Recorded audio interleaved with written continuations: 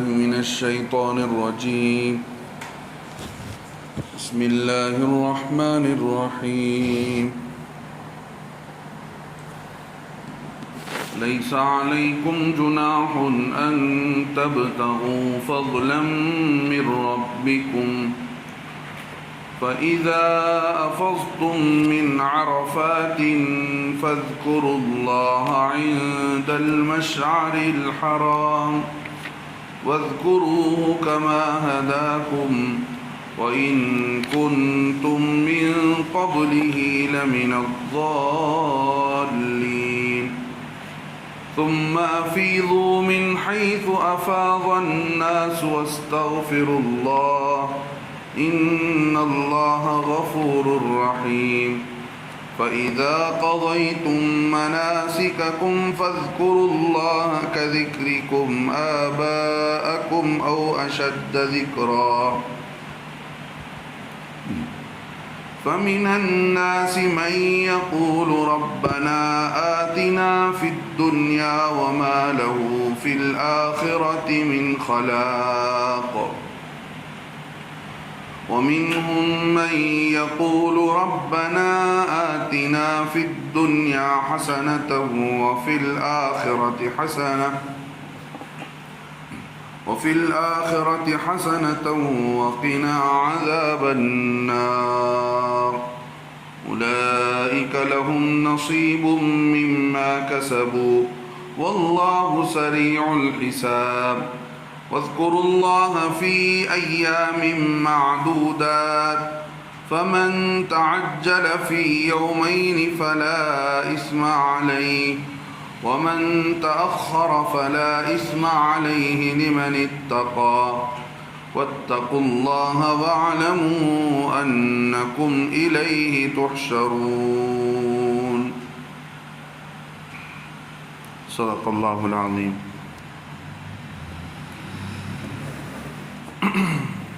محترم بزرگان دین،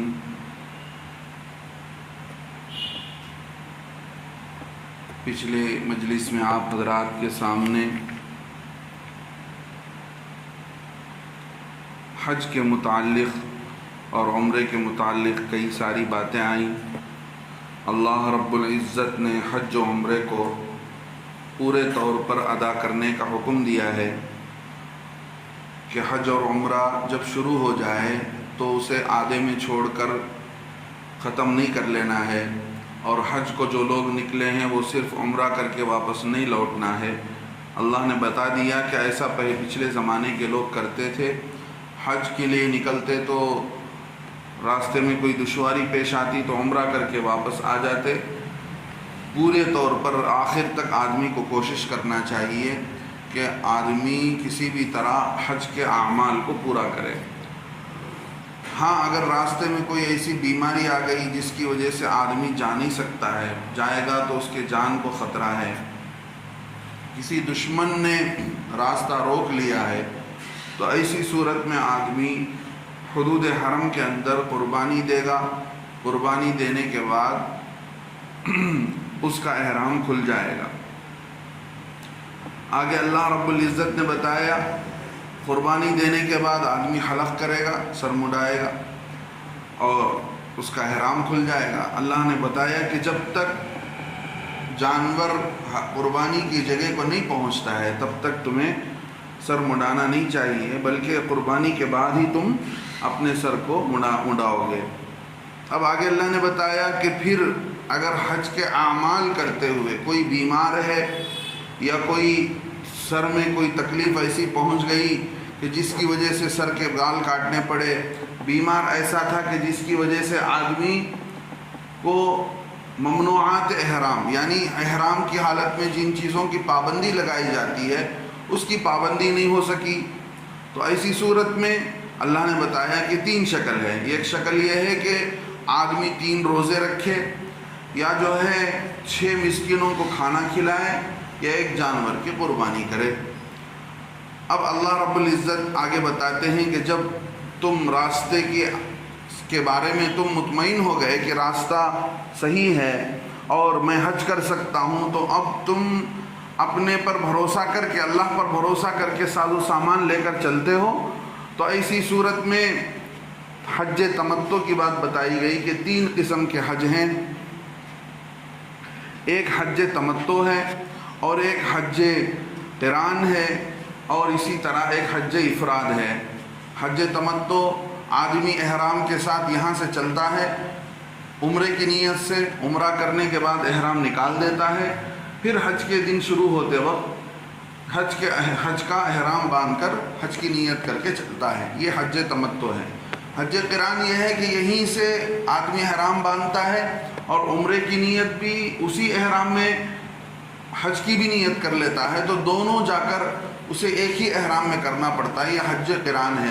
ان دونوں شکلوں میں آدمی کو حج کے مکمل ہونے پر 10ویں ذی الحجہ کو قربانی دے گا آدمی، یہ دم شکر ہے آدمی اللہ کے شکرانے کے طور پر کہ مجھے اللہ نے توفیق دی، ایک ہی احرام سے میں نے دونوں عمل کر لیا۔ اور جو آدمی نے حج تمتع کیا ہے اسے درمیان میں فائدہ اٹھانے کا موقع ملا کہ آدمی پہلے عمرہ کر لیا، پھر بغیر احرام کے رہا، خوشبو بھی استعمال کیا، بدن کو بھی پاک صاف کیا، بیوی سے بھی قریب ہونا چاہا تو قربت اختیار کی، تو ایسی صورت میں اللہ رب العزت نے اسے بھی شکریہ کے طور پر بتایا کہ جو حج تمتع حج قران کرے گا اسے جو ہے قربانی دینی پڑے گی۔ آگے اللہ نے فرمایا اگر اس کی طاقت نہیں ہے، قربانی کی طاقت نہیں ہے، 3 روزے حج کے دنوں میں رکھ لے، 7، 8 اور 9 کو، پھر حج کے ختم ہو جانے کے بعد 7 روزے رکھ لے، گویا 10 روزے اسے رکھنے پڑیں گے۔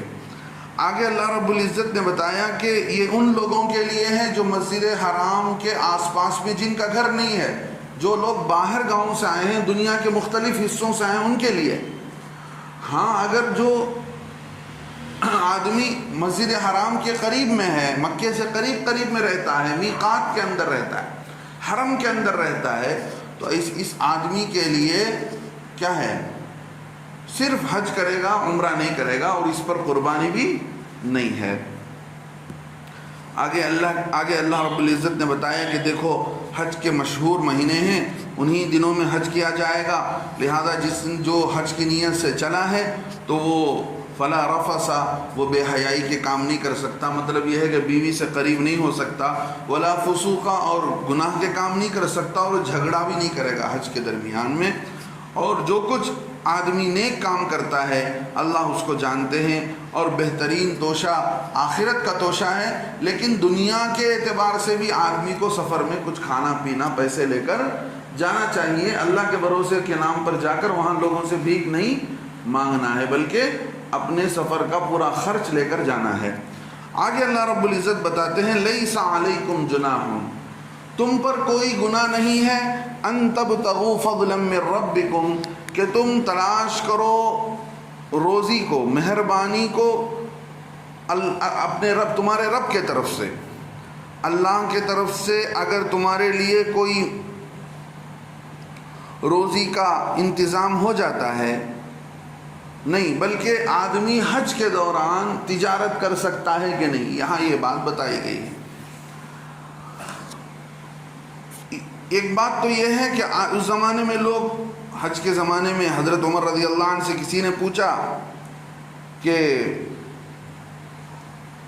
حج کے زمانے میں تجارت آپ لوگ کرتے تھے کہ نہیں کرتے تھے؟ وہ فرمانے لگے حضرت عمر رضی اللہ عنہ ہماری تجارت تو حج کے ہی زمانے میں ہوتی تھی، ہم جو ہے حج کے زمانے میں تجارت کیا کرتے تھے، ایسا نہیں ہوتا تھا کہ ہم حج جو ہے حج کے زمانے میں تجارت نہ کرتے ہوں، بلکہ حج کے زمانے میں ہماری تجارت ہوتی تھی۔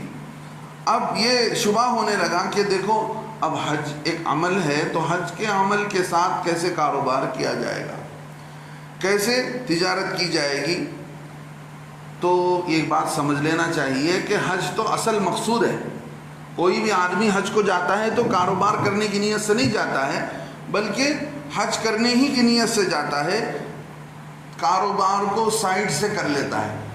جیسے بہت سارے لوگ یہاں سے جاتے ہیں حج کرنے کے لیے، ان کو معلوم ہوتا ہے، وہ لوگ کیا کرتے ہیں، لوگوں کے پاس سے پیسے لے لیتے ہیں، جانور کی قربانی کے پیسے لے کر، مان لیجئے 300 ریال میں جانور کی قربانی کے لیے لوگوں سے پیسے لے لیتے ہیں، اب 50 جانور خریدنا ہو تو ان کو نفع مل جاتا ہے، 50 جانور خریدتے ہیں تو زیادہ خریدنے سے ان کو جانور کم قیمت میں پڑتا ہے تو برابر نام کے ساتھ وہ قربانی دے دیتے ہیں۔ ایسے بہت سارے لوگ ہیں حج کے دن وہ وہاں پر کیا کرتے ہیں، وہ قربانی بھی کرتے ہیں اور پیسے بھی کما لیتے ہیں اور گویا ان کا حج بھی ہو جاتا ہے۔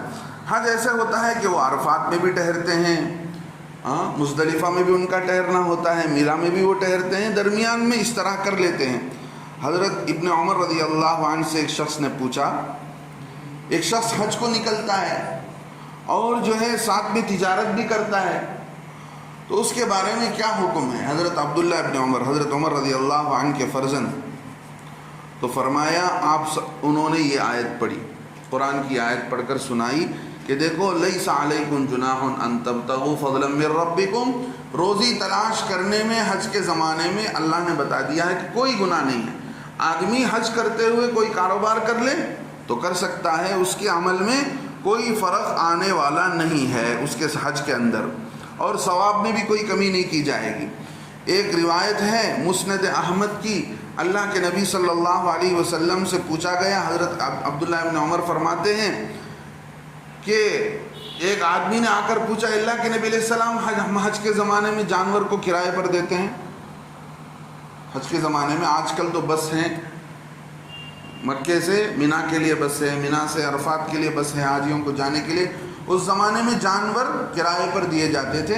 تو اس نے آ کر پوچھا، ہم جانور کرائے پر دیتے ہیں اور ہمارا حج بھی کیا، اگر ہم اس کام کے ساتھ ساتھ جانور کو کرائے پر دینے کے ساتھ ساتھ اگر ہم حج کر لیں گے تو حج ہو جائے گا؟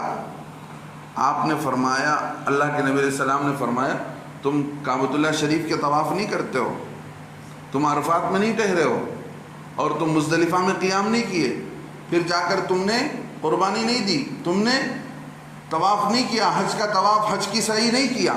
تو انہوں نے کہا ہاں اللہ کے نبی علیہ السلام ہم نے کیا۔ یہ بات چیت ہو رہی تھی، اسی بیچ میں یہ آیت لے کر حضرت جبرائیل علیہ السلام نازل ہوئے۔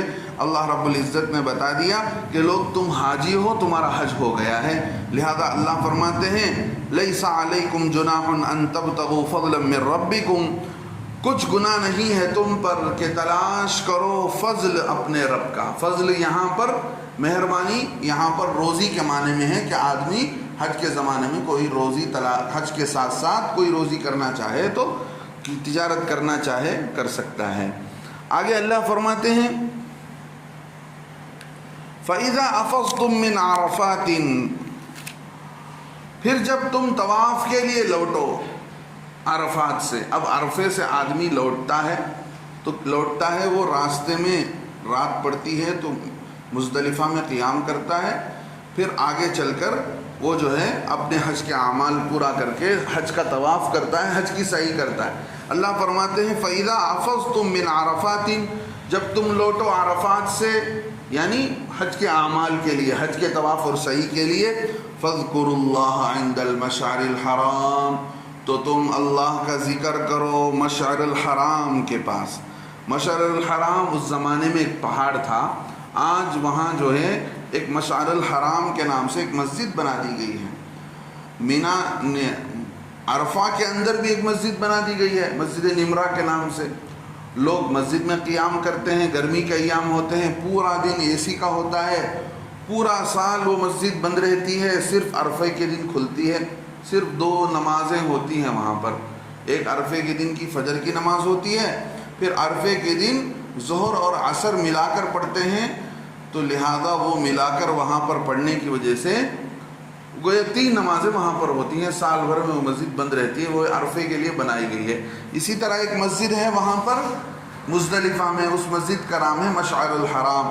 اللہ نے فرمایا اس مشعر حرام، اصل مشعر الحرام ایک پہاڑ ہے جو مزدلفہ میں الحرام کے نام سے، تو وہاں مزدلفہ میں جا کر اللہ نے بتایا کہ دیکھو وہاں قیام کرو، چاہے پہاڑ میں قیام کرو چاہے پہاڑ کے آس پاس میں کہیں بھی تم قیام کر لو، لیکن دیکھنا پڑے گا کہ یہ مزدلفہ کی جگہ ہے کہ نہیں۔ بعض لوگ الگ الگ جگہوں پر قیام کر لیتے ہیں، عرفہ میں وقت گزار کر لوٹ کر آتے ہیں تو وہ راستے میں ہی قیام کر لیتے ہیں۔ اللہ فرماتے ہیں نہیں، ایک وادی محصر ہے، ایک ایسی جگہ ہے جہاں پر آدمی قیام نہیں کر سکتا ہے اس رات میں۔ اللہ فرماتے ہیں کہ دیکھو فَإِذَا فَاذْكُرُوا اللَّهَ عِنْدَ الْمَشْعَرِ الْحَرَامِ. اب آدمی حاجی عرفہ سے پہلے تو 8 تاریخ کو مینا چلا گیا تھا احرام باندھ کر. 8 تاریخ کو کہاں چلے گئے تھے؟ حج کے کتنے دن ہیں؟ حج کے 5 دن ہیں. پہلے دن آدمی اپنے کمرے سے نکل کر احرام باندھ کر حج کی نیت کر کے لبیک پڑھتے ہوئے کہاں جاتا ہے؟ 8 تاریخ کو مینا میں جاتا ہے. پھر مینا میں رہ کر مینا کے 8 تاریخ کی رات کو یا 9 تاریخ کی صبح کو عرفات کو جاتا ہے، عرفے کو جاتا ہے. پھر عرفہ میں یہ حکم ہے کہ شام تک وہاں رہیں. پھر شام سورج غروب ہو جانے کے بعد مغرب کی نماز آدمی وہاں نہیں پڑھے گا. حاجی مغرب کی نماز پڑھے گا مزدلفہ میں جا کر. اللہ اسی کو فرماتے ہیں فَاذْكُرُوا اللَّهَ عِنْدَ الْمَشْعَرِ الْحَرَامِ. تم اللہ کا ذکر کرو مشعر حرام میں. مطلب یہ ہے کہ اس مزدلفہ میں جائے گا، مغرب اور عشاء کی نماز دونوں جمع کر کے پڑھے گا اور رات بھر وہیں قیام کرے گا اور صبح میں کچھ دیر وہاں اللہ کا ذکر کرے گا. اسی ذکر کو اللہ بتاتے ہیں. اس رات میں بھی عبادت کرے گا، ساتھ ساتھ صبح کی نماز کے بعد وہاں مزدلفہ کا قیام ضروری ہے. اس کے بغیر حج میں فرق آتا ہے. لہذا اس کے لیے بتایا گیا فَاذْكُرُوا اللَّهَ عِنْدَ الْمَشْعَرِ الْحَرَامِ. آگے اللہ فرماتے ہیں وَاذْكُرُوهُ كَمَا هَدَاكُمْ. اور تم اللہ کو یاد کرو جیسا کہ اللہ نے تم کو راہ بتلائی ہے، تمہیں راستہ بتلایا ہے. آج تم راستے پر آئے ہو تو تم صحیح طور سے حج کر رہے ہو. جب تمہیں راستے کا پتہ نہیں تھا تو حج کیسے کرتے تھے؟